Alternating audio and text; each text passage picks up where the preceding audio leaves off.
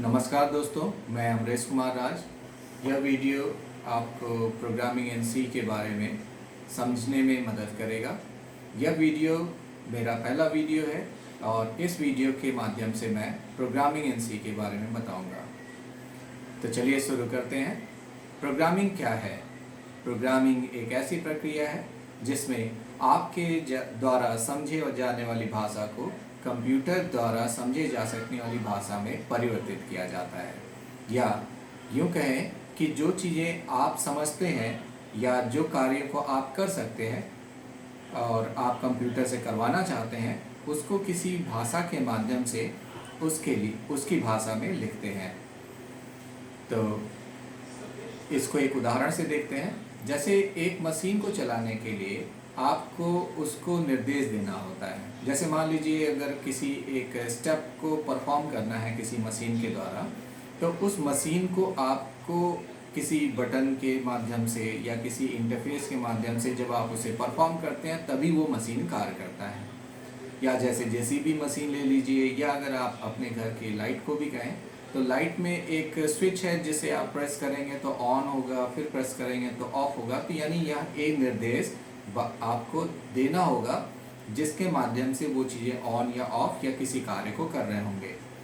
लेकिन अगर किसी कार्य को पूरा करने के लिए बहुत सारे पद हों या स्टेप्स हों और उन स्टेप्स को परफॉर्म किया जाना है, तो आपको वो स्टेप्स बारी बारी बटन के माध्यम से या कंसोल के माध्यम से या किसी अन्य इंटरफेस के माध्यम से आपको उस मशीन को बताना होगा, तो वह उस कार्य को करता है। अगर किसी मशीन के साथ में प्रोग्रामेबल आईसी या माइक्रो कंट्रोलर या माइक्रो प्रोसेसर जोड़ दिया जाए और वह माइक्रो प्रोसेसर उन सभी कार्यों को, निर्देशों को स्टेप बाय स्टेप इक्विपमेंट्स को दे और उसको नियंत्रित करे, तो इसको हम प्रोग्राम सीक्वेंस कहेंगे, या इस प्रकार के सेट ऑफ सीक्वेंसेस को प्रोग्राम कहेंगे। यानी अगर किसी कार्य को पूरा करना है तो मशीन जो है स्टेप बाय स्टेप उस चीज़ को माइक्रो कंट्रोलर आईसी के माध्यम से अलग अलग इक्विपमेंट्स को, कंपोनेंट को निर्देशित कर रहा होगा और वह सभी अलग अलग कार्य कर रहे होंगे।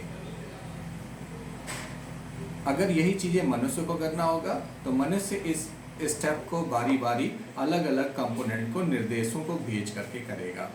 तो यहाँ पर मनुष्य विहीन यानी मानव प्रक्रिया को हटा करके ऑटोमेटिक या प्रोग्राम के माध्यम से इस चीज़ को किया जा सकता है।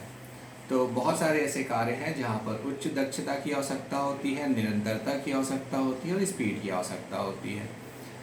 अगर मशीन मानव पर निर्भर होकर के काम करेगा तो मशीन जो जो स्टेप्स या इंस्ट्रक्शन देगा तो वह उसी को करेगा, और जब वह पूरा कर चुका होगा तो उसके बाद फिर वह मनुष्य के ऊपर निर्भर कर जाएगा।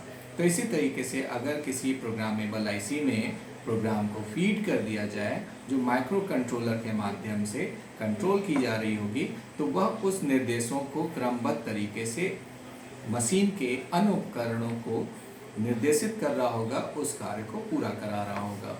तो यहाँ पर मानव की निर्भरता कम हो जाती है और वह कार्य चाहे जटिल परिस्थितियों में हो, चाहे उच्च दक्षता के साथ हो और निरंतरता के साथ हो, तो वो चीज़ें संभव हो पाएगी। यानी एक्यूरेसी, स्पीड एंड कॉन्टीन्यूटी, ये चीज़ें मेंटेन की जा सकेगी और जहाँ पर एरर की संभावना भी नहीं होगी।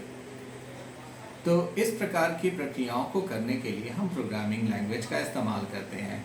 तो अब चूँकि इस वीडियो के माध्यम से मैं सबसे पहले आपको प्रोग्रामिंग के बारे में बताऊंगा और फिर आगे आने वाली वीडियोस में मैं आपको प्रोग्रामिंग के कई अन्य लैंग्वेज के प्रोग्राम में भी आपको प्रोग्राम को लिखने और समझने या बनाने में मदद करने के लिए वीडियोस प्रस्तुत करूंगा। तो चलिए आगे चलते हैं सी लैंग्वेज में। 1972 में डेनिस रिची ने इसे AT&T बेल्स लेबोरेटरीज में डेवलप किया था और इस लैंग्वेज के माध्यम से, अब चूँकि ये सी लैंग्वेज है तो ये सक्सेसर है बी लैंग्वेज का। पहले एक लैंग्वेज थी जिसे बी लैंग्वेज से काफ़ी पॉपुलर था और उसी के इन्हांसमेंट के बाद या उसी में रिसर्च के बाद एक नया लैंग्वेज डेवलप हुआ, next version of the language that is C. क्योंकि बी का अगला स्टेप है, इस वजह से सी है, इसका कोई एक विशिष्ट अलग से फुल फॉर्म या नाम नहीं है। तो बी लैंग्वेज का आगे है सी, और इसमें इन्हांसमेंट और रिसर्च के माध्यम से सी प्लस प्लस, फिर इस बाद आगे की जनरेशन ऑफ लैंग्वेजेस बनी, आगे सी के लैंग्वेजेस बने। तो सी, सी प्लस प्लस, फिर इस बाद जावा, इस तरीके से लैंग्वेज डेवलप किए गए। चलिए देखते हैं, सी हमारा जो है एक प्रोसीजरल ओरिएंटेड प्रोग्रामिंग लैंग्वेज है। तो सी हमारा एक प्रोसीजरल ओरिएंटेड लैंग्वेज है, तो इसका मतलब ये है कि हमारा सी का प्रोग्राम जो है प्रोसीजर की सहायता से बनाया जाएगा। यानी अगर इसके अंदर कोई भी प्रोग्राम को डेवलप किया जाता है तो सी के प्रोसीजर्स में या फंक्शंस के माध्यम से, प्रोसीजर्स के माध्यम से प्रोग्राम को इम्प्लीमेंट किया जाएगा। जहाँ से इसमें आपके प्रोग्राम का प्रारंभ जो है मेन मेथड से या प्रोसीजर से होता है। या दूसरे शब्दों में इसको समझना चाहें तो एक बड़े कार्य को अलग अलग उपखंडों में बांट दिया जाए और उसको कार्य को पूरा करने के लिए अलग अलग सेगमेंट्स बना दिए जाए, जिन्हें हम प्रोसीजर की तरह समझ सकते हैं, और उस प्रोसीजर को हम कॉल करके उस कार्य को पूरा कर सकते हैं। जैसे कोई मान लीजिए एक बड़े स्टेप है, तो उसमें स्टेप ए, स्टेप बी, स्टेप सी, स्टेप डी, इस तरीके से अलग अलग खंडों में बांट दिया गया, और उन सभी को अलग अलग स्टेप ए, स्टेप बी, स्टेप सी, स्टेप डी, तो इन सभी स्टेप्स को हम अगर हम कॉल करते हैं, ए बी को कॉल करें, बी सी को, सी को डी को, तो इस तरीके से ये एक चेन बन जाएगी जो एक प्रोग्राम का निर्माण करेगी। तो इस प्रकार से हमारा एक प्रोग्राम डेवलप होता है जिसे हम प्रोसीजरल प्रोग्राम कहेंगे, या इसे एक साधारण सी भाषा में कहें, जब हम प्रोसीजर के माध्यम से प्रोग्राम को डेवलप करते हैं तो प्रोसीजरल ओरिएंटेड प्रोग्रामिंग कहलाती है। अब चूँकि ये स्ट्रक्चर्ड प्रोग्रामिंग भी है, तो स्ट्रक्चर्ड प्रोग्रामिंग का जो कॉन्सेप्ट है वह 3 प्रिंसिपल्स पर बेस्ड है। पहला है सीक्वेंस, दूसरा है सिलेक्शन, तीसरा है इटरेशन। सीक्वेंस जहाँ पर प्रोग्राम के क्रियान्वयन का क्रम निर्धारित किया जाता है, यानी अगर हमें किसी प्रोग्राम को लिखना है तो उसको हम उस क्रम में लिखेंगे जिस क्रम में उसका एग्जीक्यूशन या क्रियान्वयन सुनिश्चित किया जाना, यानी पहले कौन सा काम होगा, फिर दूसरा कौन सा काम होगा, तीसरा काम कैसे होगा। तो ये सारे स्टेप ऑफ वर्क्स को हम अलग अलग एक क्रम में लिखते हैं, तो इसे हम कहेंगे सीक्वेंस। दूसरा हमारा सिलेक्शन है, जहाँ पर आप इफ स्विच का इस्तेमाल करते हैं, ये स्ट्रक्चर्ड प्रोग्रामिंग अप्रोच है। और थर्ड आपका है इटरेशन। तो स्ट्रक्चर्ड प्रोग्रामिंग में इटरेशन यानी लूप का इस्तेमाल किया जाता है, लूपिंग कंस्ट्रक्ट्स के इस्तेमाल किए जाते हैं। तो पहला आपका हो गया क्रम, दूसरा हो गया इफ और स्विच का इस्तेमाल, और तीसरा हुआ लूप का बजाय की गो टू स्टेटमेंट का। गो टू स्टेट इसको हम थोड़ा और विस्तृत में देखेंगे, अभी आप सारांश में इतना ही समझिए। आगे चलते हैं और इसमें देखते हैं कि सी लैंग्वेज के एलिमेंट्स क्या हैं। तो सी टोकन्स इन सी, टोकन जो है एक सबसे छोटी इकाई है किसी भी प्रोग्रामिंग लैंग्वेज का। तो किसी भी प्रोग्राम को अगर आप डेवलप करना चाहते हैं तो ज़रूरी है कि आप उसके जितने तत्व हैं उसके बारे में जानें। तो प्रोग्रामिंग के लिए आप इन सभी को देखें, इसके लिए हम चलते हैं टोकन्स में। तो टोकन्स में आपका सबसे पहला है कीवर्ड, दूसरा है आइडेंटिफायर, फिर इसके बाद है आपका कॉन्स्टेंट्स, और उसके बाद है आपका ऑपरेटर। तो सबसे पहले कीवर्ड। तो कीवर्ड जो है रिजर्व वर्ड्स को कहते हैं, यानी वो वर्ड्स जो कंपाइलर के लिए किसी विशेष कार्य या किसी विशेष निर्देश के लिए पहले से आरक्षित होते हैं, यानी ऐसे रिजर्व वर्ड्स जिसका अपना पूर्व में ही कोई मान या कार्य सुनिश्चित होता है, तो उसे हम रिजर्व वर्ड कहते हैं, यानी हम कीवर्ड्स कहते हैं। यह कीवर्ड ही हमें प्रोग्राम को लिखने और में सहयोग प्रदान करते हैं। दूसरा है हमारा आइडेंटिफायर। तो चलिए कीवर्ड्स में देखते हैं। कीवर्ड्स जो है जैसा कि आपने देखा कि कीवर्ड जो है कंपाइलर के द्वारा पूर्व में आरक्षित शब्द होते हैं, यानी reserve words to the compiler for a specific purpose और मीनिंग, और इसके माध्यम से ही प्रोग्राम का निर्माण होता है। इसमें हम 32 कीवर्ड्स यूज करते हैं सी लैंग्वेज में, जैसा कि आप यहाँ देख पा रहे हैं। Auto, double, INT, struct, break, else, long, switch, case, enum, register, typedef, char, extern, return, union, continue, for, signed, void, do, if, static, while, default, goto, sizeof, volatile, constant, float, short और unsigned. तो ये keywords जो हैं अलग अलग विशेष मानों के लिए या विशेष कार्य के लिए आरक्षित हैं। इन सभी का अपना एक विशेष महत्व है। धीरे धीरे इन सभी कीवर्ड्स के बारे में आप जान जाएंगे और ये आपको मेमोराइज भी हो जाएगा। अभी आप अपनी जानकारी के लिए याद रखिए ये 32 कीवर्ड्स होते हैं। अगला है हमारा आइडेंटिफायर। आइडेंटिफायर क्या होते हैं? स्ट्रक्चर्स प्रोग्राम के अंदर किसी भी वेरिएबल को, मेथड को, स्ट्रक्चर को, यूनियन को या एरे को अगर हम कोई नाम प्रदान करते हैं तो उसे हम आइडेंटिफायर कहते हैं।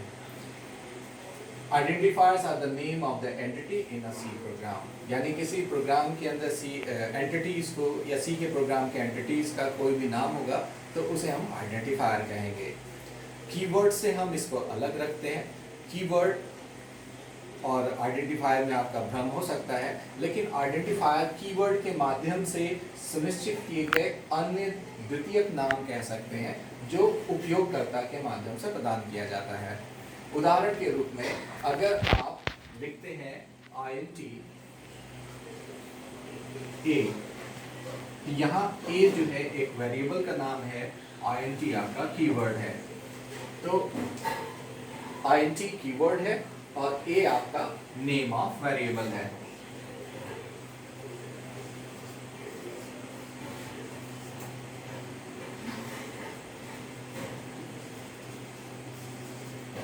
तो इस प्रकार से आप देख पा रहे हैं कि यह पहले से आरक्षित शब्द है और ये A आपके द्वारा दिया गया शब्द हो सकता है। ये कुछ भी हो सकता है, इसको हम थोड़ा और डिटेल में देखेंगे। ये आपका वेरिएबल होगा और ये आपका कीवर्ड होगा। फिलहाल इसके बारे में और विस्तृत जानकारी हम लेंगे, लेकिन अभी आप ये जानिए कि अगर किसी भी प्रोग्राम के एलिमेंट का नाम प्रदान किया जाना हो तो उसे आप आइडेंटिफायर कहेंगे।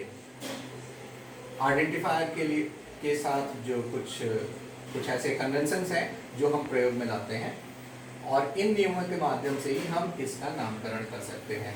जैसे हमने लिखा INT A, तो INT कीवर्ड, A हमारा आइडेंटिफायर, तो ये आइडेंटिफायर के ऊपर ये नियम लागू होते हैं। पहला नियम है कि ये अल्फा न्यूमेरिक कैरेक्टर और अंडरस्कोर का कॉम्बिनेशन हो सकता है। दूसरा, इसमें जो स्टार्टिंग कैरेक्टर होगा, जैसे कि अगर आप नाम की बात करें, जैसे कि ये वैलिड आइडेंटिफायर्स हैं जो आप वैध नाम हैं जिनको आप प्रयोग कर सकते हैं। यहाँ आप देख पा रहे हैं कि _A लिखा हुआ है, तो पहला कैरेक्टर आपका जो फर्स्ट लेटर है वो आपका अंडरस्कोर हो सकता है या अल्फाबेट्स हो सकते हैं। तो यहाँ जितने भी नाम देख रहे हैं आप, इसमें पहला लेटर जो है आपका अल्फाबेट है। न्यूमरल्स आपके पहले स्टार्टिंग कैरेक्टर नहीं हो सकते, यानी अगर आपको वेरिएबल के नाम देना है और वेरिएबल के नाम में अगर आपको न्यूमरल्स यानी न्यूमेरिक कैरेक्टर्स यूज करने हैं तो वो फर्स्ट लेटर के अलावा कुछ भी हो सकते हैं, अलावा किसी भी पोजीशन पर हो सकते हैं। जैसे आपने लिखा A21, D_1 या _5, तो इस तरीके से आप नाम दे सकते हैं। यानी फर्स्ट लेटर या तो आपका अंडरस्कोर होगा या अल्फाबेट्स होंगे। तो ये कोई भी नाम हो सकता है, राम श्याम जो भी आप नाम देना चाहें, तो _RAM, तो आप एक नया नाम दे पाएंगे।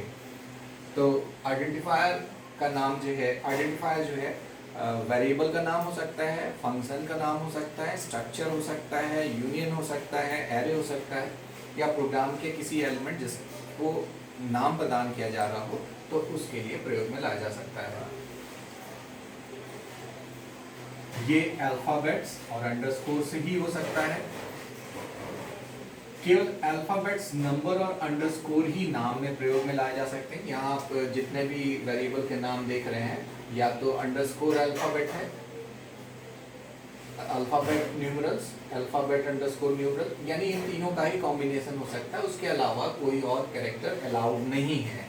न ही आप वाइट स्पेस दे सकते हैं। वाइट स्पेस में आपका आता है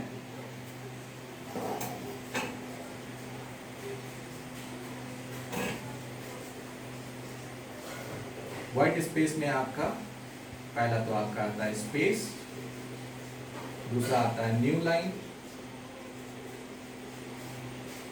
और तो इनका आप इस्तेमाल नहीं कर सकते। इसके बीच में ना ही न्यू लाइन हो सकता है, ना ही स्पेस हो सकता है, और ना ही टैब की हो सकती है, कैरेक्टर हो सकता है। यानी व्हाइट स्पेस नहीं हो सकता और किसी भी प्रकार के सिंबल्स को आप यूज नहीं कर सकते। केवल इन तीनों का ही कॉम्बिनेशन यूज करेंगे। इसमें व्हाइट स्पेसेस नहीं हो सकता, जैसा कि आपने देखा व्हाइट स्पेसेस जो है हमारा स्पेस, न्यू लाइन और टैब होता है। इन तीनों में से किसी का इस्तेमाल हम नहीं कर सकते। It should not be a keyword, ये कीवर्ड नहीं हो सकता। जैसे अगर हम पीछे 32 कीवर्ड्स हमने देखा, तो 32 कीवर्ड्स में कि कोई भी कीवर्ड यहाँ पर वेरिएबल के नाम, मेथड का नाम, फंक्शन का नाम, किसी भी नाम के रूप में प्रयोग में नहीं लाया जा सकता। अगला है you should be use up to 31 characters long, यानी आप 31 कैरेक्टर लंबा ही आइडेंटिफायर का नाम दे सकते हैं। उससे ज़्यादा लंबा नाम आप नहीं दे सकते। तो इस वीडियो में हम इतना ही देखेंगे। इसके अगले वीडियो में हम आगे के टोकन्स के बारे में जानेंगे। धन्यवाद।